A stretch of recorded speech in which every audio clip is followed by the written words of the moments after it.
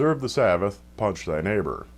On a Wednesday in August of 2015, the Yes Planet Theater Megaplex opened its doors on Naomi Street in Jerusalem.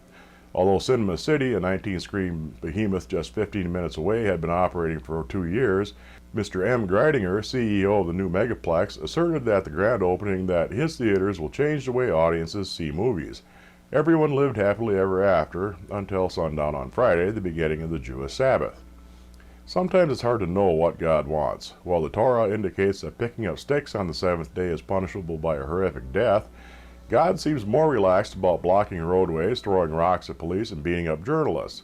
Perhaps he felt lenient given that the Friday night violence was in protest of the Sabbath-breaking movie theater.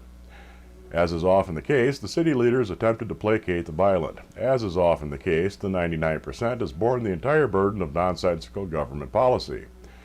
While the massive 16-screen, 200 million shekel complex is allowed to remain open, the city immediately passed a measure requiring mini-marts to close on the Sabbath or pay exorbitant fines. The city, fully aware of religious caprice, enforces the ordinance only near neighborhoods where violent people live. Several owners of the 8 mini-marts in the cities, who say almost half their revenues come from sales on this holy day, have cheekily opposed the rabid fundamentalists, offering to observe the Christian Sabbath instead. Some owners, perhaps more prudently, have hired attorneys. A reporter for the Los Angeles Times, hopefully without being beaten, secured an explanation for the violence from one of the protesters. When I see a Jewish person in the car on Sabbath, it hurts me.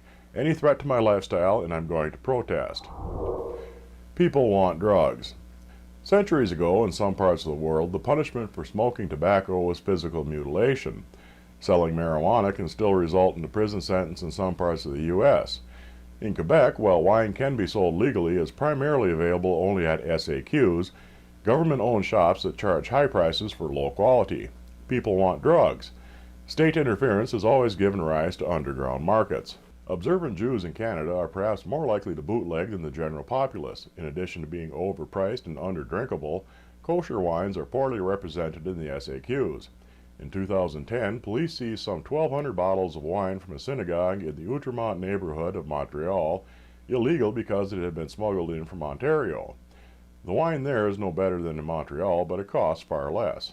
The synagogue settled out of court, paying a $20,000 fine. In late April this year, Montreal police seized some 8,000 bottles from the Young Israel Synagogue, high-quality wines from Australia and, of course, from Israel, being sold from a thriving speakeasy in the basement. Although some Canadian provinces have relaxed their alcohol laws in recent years, they obviously haven't relaxed them enough for Canadian wine lovers. People want drugs. Tabla McGain's David Sugarman visited the Outremont Synagogue just a few months after his painful losses to find business livelier than ever, with more shelf space and an extensive selection of wines.